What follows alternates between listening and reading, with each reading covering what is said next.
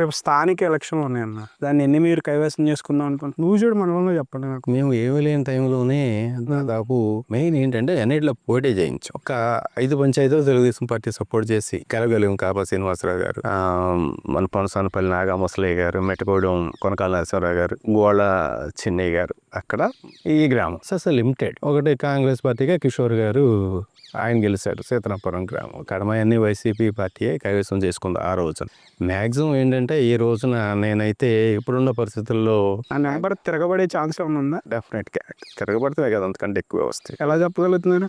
వైఎస్ఆర్సీపీ లేదనుకుంటున్నారా? లేకపోతే లేదని ఎట్లా అనుకుంటాం? ఆర్డీ అనేది లేకుండా అన్ని మాగే ఉన్నట్టు తిరగబడినట్టు చెప్తున్నారు కదా. అంటే ఇక్కడ ఒకటి నాన్న, ఇది ప్రజాస్వామ్యయుతంలో జరిగే ఎలక్షన్లు. జగన్మోహన్ రెడ్డి లాగా ఇచ్చేసి ఇదనుకుంటే నేను మొత్తం మాయ అని చెప్పేవాడిని. వాళ్ళు 151 తిని అట్లా అన్నాడు, మాకు 164 వచ్చినాయి. మేము అట్లా అంటలేదండి. దానికి అర్థం ఏంటి?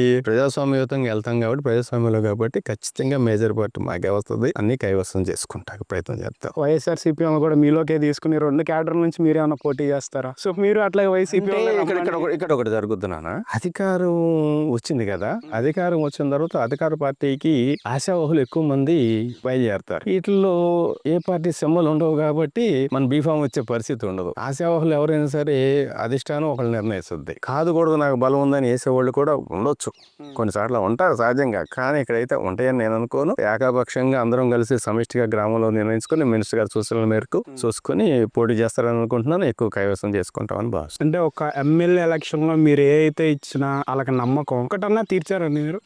రేపు స్థానిక ఎలక్షన్లు ఖచ్చితంగా. ఇప్పుడు ప్రతి ఊరికి మేము ఫండ్ ఇస్తానని చెప్పాం, ఇచ్చాం. ప్రతి గ్రామానికి హామీ నెరవేర్చాం. అంటే ఈ ఇళ్ళు పెన్షన్లు అనేది గవర్నమెంట్ నిర్ణయం. అవి రావాలి, అవి వచ్చిన తర్వాత అవుతాయి. రోడ్లు అవి కూడా ఖచ్చితంగా అన్ని గ్రామాలకి కనెక్టివిటీ రోడ్లు కానీ ఈ రోడ్లు కానీ మొత్తం మన పక్కన ఉన్న నియోజకవర్గాల మీద మన నియోజకవర్గం చాలా బెటర్. అది నా అభిప్రాయం. అయితే మెరుగ్గానే చేయగలిగామని.